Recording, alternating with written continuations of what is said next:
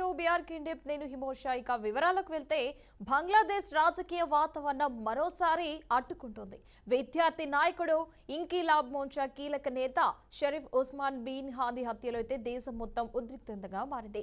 ఈ హత్యను ఆధారంగా చేసుకుని తాత్కాలిక యూనస్ ప్రభుత్వంపై తీవ్ర విమర్శలు చేస్తున్న ఇంకిలాబ్ మోర్చా ఇప్పుడు ఆగ్రహాన్ని భారత్ పైకి మళ్లిస్తోంది. మరి బంగ్లాదేశ్ నివసిస్తున్న భారతీయుల వర్క్ పర్మిట్ల రద్దు డిమాండ్తో పాటు షేక్ హసీనాను భారత్ అప్పగించకపోతే అంతర్జాతీయ న్యాయస్థానాన్ని ఆశ్రయిస్తామని హెచ్చరిస్తోంది. సోషల్ మీడియా వేదికగా అల్టిమేటం జారీ చేసిన ఈ సంస్థ దేశవ్యాప్తంగా భారీ నిరసనకు కూడా పిలుపునిచ్చింది. ఇది కేవలం హత్యపై ఆగ్రహమా లేదా రాజకీయ అస్థిరతకైతే భారత్ను టార్గెట్ చేసే ప్రయత్నమా? మరి బంగ్లాదేశ్లో జరుగుతున్న ఈ పరిణామాలు దక్షిణాసియా రాజకీయాలను ఎటు తీసుకెళ్తున్నాయి? డిసెంబర్ 12న ఢాకాలో కాల్పుల్లో తీవ్రంగా గాయపడిన హాదీని సింగపూర్కు తరలించారు. అక్కడ చికిత్స పొందుతూ డిసెంబర్ 18న అతడు మృతి చెందాడు. ఈ వార్త వెలువడిన వెంటనే బంగ్లాదేశ్లో ఆందోళనలు చెలరేగాయి. మీడియా సంస్థలు, అవామీ లీగ్ కార్యకలాపాలపై కూడా దాడులు జరిగాయి. ఈ క్రమంలోనే హాదీ హంతకులు భారత్లోకి పారిపోయారంటూ బంగ్లా మీడియా కథనాలు ప్రచారం చేసింది. అయితే ఈ ఆరోపణలను భారత్ తీవ్రంగా ఖండించింది. అలాంటి సమాచారం తమ వద్ద లేదని కూడా స్పష్టం చేసింది.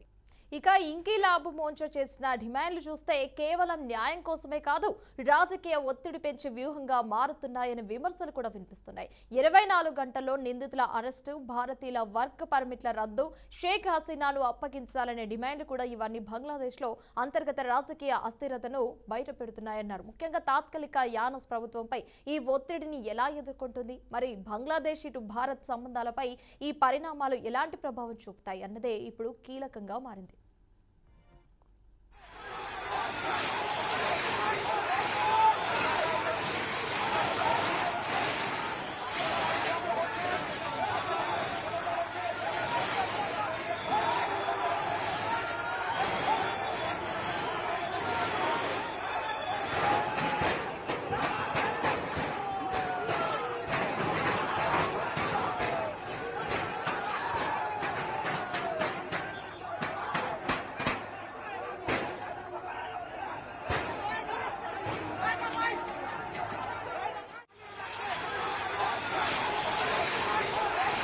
రైట్ గా ఇదే అంశంపై మనతో మాట్లాడడానికి ఇప్పుడు జూమ్ లైవ్ లో సిద్ధంగా ఉన్నారు అనలిస్ట్ కోటేశ్వరరావు గారు ఉన్నారు. కోటేశ్వరరావు గారు నమస్కారం అండి. నమస్తే కోటేశ్వరరావు గారు, ఇప్పుడు మనము ముఖ్యంగా చూసుకుంటే బంగ్లాదేశ్ లో రాజకీయ వాతావరణం అయితే మరోసారి అడ్డుకుంటుందని అయితే తెలుస్తుంది. అంటే అదే విధంగా మనం చూసుకుంటే విద్యార్థి నాయకుడు ఇంకిలాబ్ మోర్చా కీలక నేత షరీఫ్ ఉస్మాన్ బిన్ హాదీ హత్యలో దేశం మొత్తం ఒక ఉద్రిక్తతంగా మారింది. అంటే ఈ హత్యని ఆధారంగా చేసుకుని తాత్కాలిక యూనస్ ప్రభుత్వంపై అంటే తీవ్ర విమర్శలు చేస్తుందంటే కూడా తెలుస్తోంది. అసలు దీనికి సంబంధించి మనం ఏ విధంగా తీసుకోవచ్చు అంటారు దీన్ని? బంగ్లాదేశ్లో జరుగుతున్నటువంటి పరిణామాల వెనుక ఒక పెద్ద కుట్ర ఉందనేది నా అభిప్రాయం. ఆ కుట్రను రూపొందించింది, దాన్ని అమలు జరుపుతున్నది కూడా అమెరికా, దాని ఏజెంట్లు అనేది కనిపిస్తూ ఉంది. ఎందుకంటే రేపు ఫిబ్రవరిలో జరగాల్సినటువంటి ఎన్నికల్లో ఎవరిని గద్దె మీద కూర్చోబెట్టాలి లేదా అనేటువంటిది ఇంకా ఆ ప్రక్రియలో భాగంగానే ఒక అనిశ్చిత పరిస్థితిని సృష్టించేందుకు ఈ కుట్ర తలపెట్టారనేది కనిపిస్తాము. ఆ హాదీని హత్య చేయడం వెనకాల, అదేవిధంగా ఆ హత్యకు బాధ్యులైనటువంటి వాళ్ళు భారత్ పారిపోయారని వెంటనే ఏ విధమైనటువంటి ఆధారాలు లేకుండా ప్రచారంలో పెట్టడం, అంటే భారత్ మీద ఒత్తిడి తీసుకొచ్చేటువంటి ఉద్దేశం స్పష్టంగా కనిపిస్తాం. దాని తర్వాత జరుగుతున్నటువంటి పరిణామాలు కూడా మనకి అదే అంశాన్ని స్పష్టం చేస్తున్నాయి. బంగ్లాదేశ్లో మైనారిటీలుగా ఉన్నటువంటి హిందువుల్లో ఈరోజు వచ్చినటువంటి వార్తల ప్రకారం ఇప్పటికీ ఒక 3 చంపేశారు. రకరకాల కారణాలతోటి వాళ్ళని చంపేశారు. ఆ చంపినటువంటి వాళ్ళ మీద అరెస్టులు కూడా చేసినట్టు ప్రభుత్వం చెబుతున్నది. ఇది కూడా భారత్ మీద ఒత్తిడి పెంచేటువంటి ఒక కుట్రలో భాగమేగానే కనిపిస్తూ ఉంది తప్ప మరొకటి కాదు. అదేవిధంగా షేక్ హసీనాను తమ దేశానికి అప్పగించాలి అనేటువంటి డిమాండ్ను కూడా, అంటే జనంతో ఇప్పటికే యూనస్ ప్రభుత్వం రిక్వెస్ట్ చేసింది. కానీ జనం ద్వారా కూడా ఆ విధమైనటువంటి ఒత్తిడి తీసుకురావటం. రెండవది ఉద్రిక్తతలని రెచ్చగొట్టడం అనేటువంటిది, అంటే వివిధ మార్గాల్లో ఈ కుట్రని అమలు చేస్తున్నట్టుగా కనిపిస్తూ ఉంది. అయితే ఇప్పుడు ఉన్నటువంటి పరిస్థితి ప్రకారం షేక్ హసీనాను బంగ్లాదేశ్కి మన ప్రభుత్వం అప్పగిస్తుందని నేనైతే అనుకోవట్లేదు. దాంతో అనేకమైనటువంటి సమస్యలు, దాని పరిణామాలు, పర్యవసానాలు చాలా తీవ్రంగా ఉంటాయి. అందుకని సాధ్యమైన మేరకు ఆమెను అప్పగించకుండానే ఏం జరుగుతుందో అనేటువంటిది మనం తర్వాత చూడాల్సిందే తప్ప అప్పగించేటువంటి అవకాశం లేదు. మరి ఈ లోపల బంగ్లాదేశ్లో ఈ విధంగా రెచ్చగొట్టేటువంటి పరిస్థితులని మనం ఎట్లా చూడాలి అనేటువంటి అంశం కూడా ఉంటుంది. ఖచ్చితంగా మన దేశంలో మైనార్టీలని ఇక్కడ ఉన్నటువంటి శక్తులు, మత శక్తులు ఏ విధంగా అయితే హత్య చేస్తున్నాయో, బంగ్లాదేశ్లో ఉన్నటువంటి మైనార్టీలుగా ఉన్నటువంటి వాళ్ళని కూడా అక్కడ ఉన్నటువంటి మత శక్తులు కూడా అదే చేస్తున్నాయి. ఇక్కడ వాళ్ళని చూపి అక్కడ, అక్కడ వాళ్ళని చూపి ఇక్కడ, రెండు చోట్ల మత ఉద్రిక్తతలను రెచ్చగొట్టడానికి ప్రయత్నాలు జరుగుతున్నాయి అనేది మనం చూడాలి. చూసాం మనం గత వారం రోజుల్లో జరిగినటువంటి పరిణామాలు చూస్తే, త్రిపురకు చెందినటువంటి ఒక హిందూ గిరిజన యువకుడిని, అతను మరి హిందువా లేకపోతే క్రైస్తవ మతం ముచ్చుకున్నాడో తెలియదు, ఒక గిరిజన యువకుడిని నువ్వు చైనా వాళ్ళలాగా ఉన్నావని చెప్పేసి ఉత్తరాఖండ్లో కొట్టి చంపినటువంటి దారుణం మనం చూసాం. అదేవిధంగా కేరళలో రామ్నారాయణ్ అనేటువంటి ఒక దళిత యువకుడిని, అతను ఛత్తీస్గఢ్, అతను కేరళలో వలస కూలీగా వెళ్ళాడు, నువ్వు బంగ్లాదేశ్ వాళ్ళలాగా కనిపిస్తున్నావు అని చెప్పేసి కొట్టి చంపినటువంటి దారుణం మనం చూసాం. అందుకని ఒక విద్వేషపూరితమైనటువంటి వాతావరణం ఇక్కడ అక్కడ రెండు చోట్ల కూడా రెచ్చగొట్టినటువంటి పరిస్థితుల్లో అక్కడ జరుగుతున్నటువంటి పరిణామాలు కానీ ఇక్కడ జరుగుతున్నటువంటి వాటిని కానీ మనం చూడాలి. ఏదైనా ఒక్క హత్య జరిగినా, రెండు జరిగినా, ఒకటి జరిగినా, అక్కడ జరిగినా ఇక్కడ జరిగినా కానీ అటువంటి వాటిని మనం తీవ్రంగా ఖండించాలి. కానీ వాటిని రాజకీయ ప్రయోజనాలకు వినియోగించుకునేటువంటి ప్రమాదం రెండు చోట్ల కనిపిస్తుంది. ఇది ఆందోళనకరమైనటువంటి అంశం. కోటేశ్వరరావు గారు, అంటే మనం దీన్ని ఉద్దేశించి కనుక చూసుకుంటే బంగ్లాదేశ్లో నివసిస్తున్న భారతీయుల వర్క్ పర్మిట్లు కూడా అంటే దీంతో పాటు డిమాండ్తో చేసుకొని రద్దు చేసినట్టు కూడా తెలుస్తుంది కదా, అంటే దీన్ని ఏ విధంగా తీసుకొచ్చుంటారు మరి? సహజంగానే భారత్ మీద ఉన్నటువంటి వ్యతిరేకతను అక్కడ ప్రభుత్వ అనుమతితో పనిచేస్తున్నటువంటి కార్మికులు కావచ్చు, ఉద్యోగులుగా ఉన్నటువంటి వాళ్ళని కావచ్చు, వెనక్కి పంపించాలనేటువంటి డిమాండ్ ముందుకు తీసుకొచ్చారు. అదే పరిస్థితి మన దేశంలో కూడా బంగ్లాదేశీలు ఎవరైనా ఉండేట్లయితే వాళ్ళని కూడా అదే విధంగా వెనక్కి పంపాలనేటువంటి డిమాండ్ ఇక్కడ ఉన్నటువంటి వాళ్ళు కూడా ముందుకు తీసుకొస్తారు. అందువల్ల ఇది ఒకళ్ళని రెచ్చగొట్టుకునేటువంటి వ్యవహారం తప్ప అసలు సమస్య పరిష్కారం కాదు. ఏమిటి అసలు సమస్య? బంగ్లాదేశ్లో తిరిగి పౌర ప్రభుత్వం ఏర్పడాలి, ఎన్నికలు సజావుగా జరగాలి, ఓటింగు సజావుగా జరగాలి, ఎలాంటి కుట్రలు లేకుండా ఆ ఓటు హక్కును వినియోగించుకునే విధంగా ఉండాలి. అది సమస్య. అదే అసలు సమస్య ఎట్లయితే దాన్ని పక్కన పెట్టేసి భారత్ వ్యతిరేకతను రెచ్చగొడుతున్నారు అంటే దీని వెనకాల ఏ శక్తులు ఉన్నట్లు? బంగ్లాదేశ్ మంచిని కోరుకునేటువంటి శక్తులా, లేకపోతే బంగ్లాదేశ్లో ఉన్నటువంటి పరిస్థితిని ఆసరాగా చేసుకొని భారత్ మీద కక్ష తీర్చుకునేటువంటి శక్తులా అనేటువంటిది ప్రతి ఒక్కళ్ళు ఆలోచించాలి. అందువలన వాటికి ఆ కుట్రలను అర్థం చేసుకొని మన కేంద్ర ప్రభుత్వం కూడా తగిన విధంగా వ్యవహరించాల్సినటువంటి అవసరం ఉన్నది. ఇప్పటి వరకు బంగ్లాదేశ్లో మైనార్టీలుగా ఉన్నటువంటి వాళ్ళ మీద జరుగుతున్నటువంటి దాడుల్ని ఆందోళన వెలిగిస్తూ మన ప్రభుత్వం బంగ్లాదేశ్ ప్రభుత్వానికి చెప్పింది. అయితే అలాంటిది ఏమీ లేదు, అవి వేరే కారణాలతో జరిగినటువంటి ఉదంతాలని చెప్పేసి బంగ్లాదేశ్ ప్రభుత్వము వాటిని అంగీకరించలేదు. అది సహజమే, ఎందుకంటే ఏ ప్రభుత్వం కూడా అంత తేలిగ్గా అంగీకరించదు. అందువలన ఇప్పుడు బంగ్లాదేశ్ అంతర్గత వ్యవహారాల్లో మనం ఇక్కడ ఉన్నటువంటి మీడియా కానివ్వండి, లేకపోతే ఇక్కడ ఉన్నటువంటి కొన్ని శక్తులు కానివ్వండి, మత శక్తులు కానీ వాటిని రెచ్చగొట్టకుండా యాజ్ ఇట్ ఈజ్గా రిపోర్ట్ని చేయాల్సినటువంటి బాధ్యత మీడియా మీద ఉంటుంది. అదేవిధంగా మతపరమైనటువంటి రాజకీయాలు చేయకుండా నిరోధించాల్సినటువంటి బాధ్యత ఆ మత సంస్థల మీద కూడా ఉంటుంది అనేది మనం చెప్పాలి. కోటేశ్వరరావు గారు, అంటే మనం ముఖ్యంగా చూసుకుంటే ఇటు షేక్ హసీనాను భారత్ అయితే అప్పగించకపోతే అంతర్జాతీయ న్యాయస్థానాన్ని ఆశ్రయిస్తామని కూడా హెచ్చరిస్తోంది. అంటే అదే విధంగా అంటే వీళ్ళు సోషల్ మీడియా వేదికగా కూడా అల్టిమేటం జారీ చేసి ఈ సంస్థనైతే దేశవ్యాప్తంగా భారీ నిరసనకు కూడా పిలుపునిచ్చినట్టు తెలుస్తుంది. అంటే ఇది కేవలం హత్యపై ఆగ్రహం అంటారా, లేదా రాజకీయ అస్థిరతకు భారత్ని టార్గెట్ చేసే ప్రయత్నం అంటారా? మరి ఇప్పుడు షేక్ హసీనాని మన దేశం అప్పగించడానికి తిరస్కరిస్తే బంగ్లాదేశ్కి అంతర్జాతీయ కోర్టుకి వెళ్ళడానికి అన్ని రకాల హక్కులు ఉన్నాయి. వెళ్ళొచ్చు.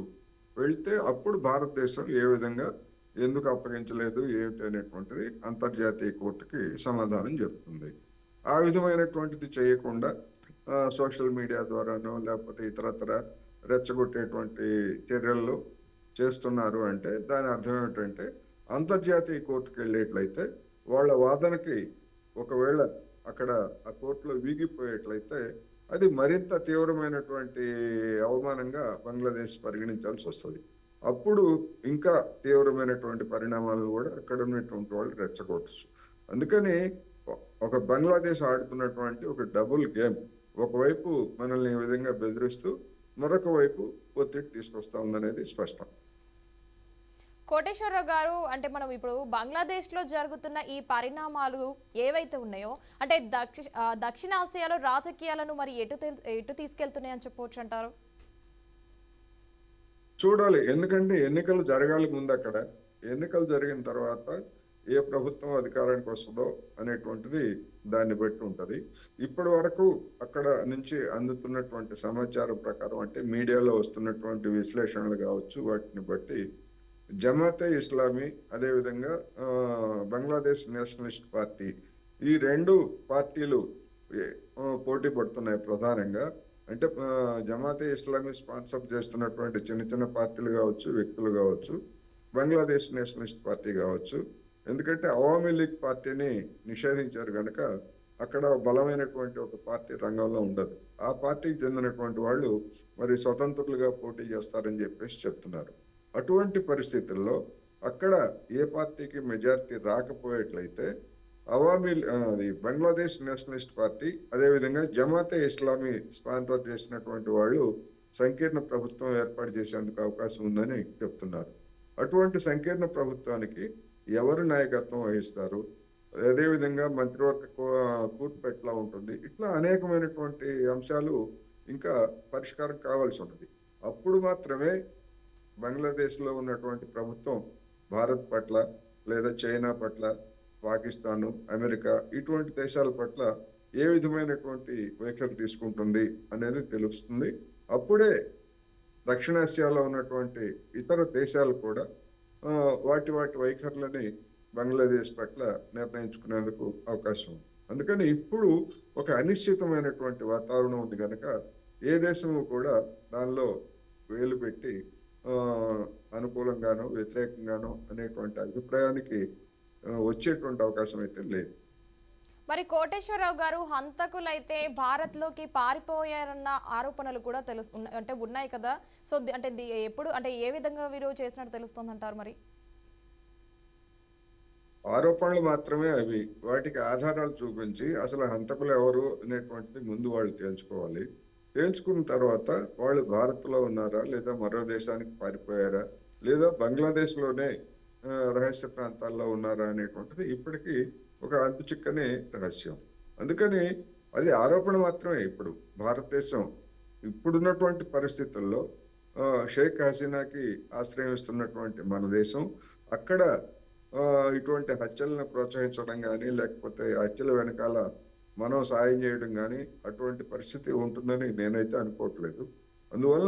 అందుకే ఇదొక కుట్ర. ఈ కుట్ర ఛేదించాలంటే నిజాలు బయటకు రావాలి. ఆ బయటకు వచ్చేటువంటి ఎన్నికల్లో బయటకు వస్తాయా అనేటువంటిది అయితే నాకైతే అనుమానమే. ఎన్నికల్లో బయటకు వచ్చేటువంటి అవకాశం లేదు. ఎందుకు అంటే ఇదే విధమైనటువంటి భారత వ్యతిరేకతని రెచ్చగొట్టడం ద్వారా అక్కడ ప్రయోజనం పొందేటువంటి రాజకీయ శక్తులు కాచు కూర్చున్నాయి గనక దీన్ని ఇట్లాగే ఎన్నికల వరకు కొనసాగించిన ఆశ్చర్యం లేదు. ఇదే విధమైనటువంటి రెచ్చగొట్టు వ్యవహారం సాగుతుంది అని చెప్పొచ్చు. మరి కోటేశ్వరరావు గారు, అదే విధంగా మనం చూసుకుంటే కొన్ని మీడియా సంస్థలు అవామీ లీగ్ కార్యకలాపాలపై కూడా దాడులు జరిగినట్టు కూడా తెలుస్తుంది. అంటే ఈ క్రమంలోనే హాదీ అంతకులు భారత్లోకి పారిపోయారంటూ కొన్ని బంగ్లా మీడియా కథనాలు అయితే ప్రచారం చేస్తుంది. అయితే ఈ ఆరోపణలను భారత్ అయితే తీవ్రంగా ఖండించినట్లయితే మనకు తెలుస్తుంది. అంటే అలాంటి సమాచారం వద్దనైతే వారు మా వద్ద లేదు, తమ వద్ద లేదని కూడా వారు స్పష్టం చేసినట్టు తెలుస్తుంది కదా మరి. అందుకనే ఇప్పుడు మన దేశం ఏం చెప్పినప్పటికీ వాడు మన దేశం మీద బంగ్లాదేశ్లో ఉన్నటువంటి శక్తులు వ్యతిరేకతను రెచ్చగొట్టడానికి పూనుకున్నాయి. షేక్ హసీనాకు మనం మద్దతు ఇస్తున్నాం గనక షేక్ హసీనాకు మద్దతు ఇచ్చేటువంటి మీడియా సంస్థల మీద కూడా ప్రధానమైనటువంటి మీడియా సంస్థల మీద కూడా వాళ్ళు దాడి చేశారు.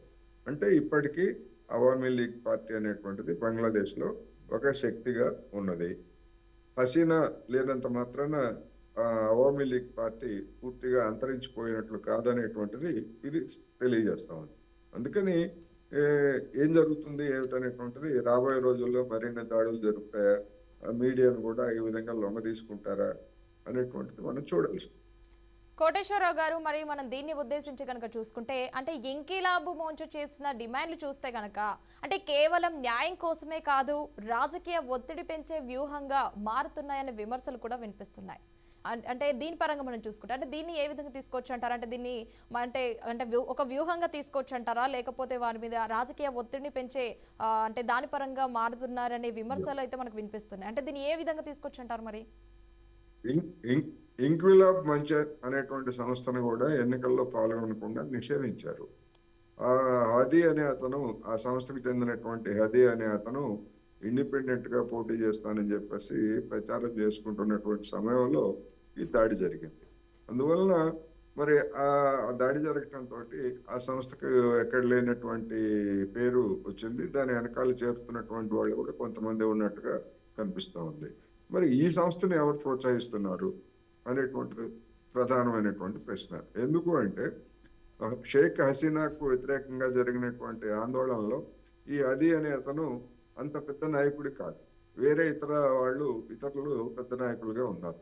వాళ్ళు కూడా నేషనల్ సిటిజన్స్ పార్టీ అనే పేరుతోటి వాళ్ళు ఆర్గనైజ్ అవుతున్నారు.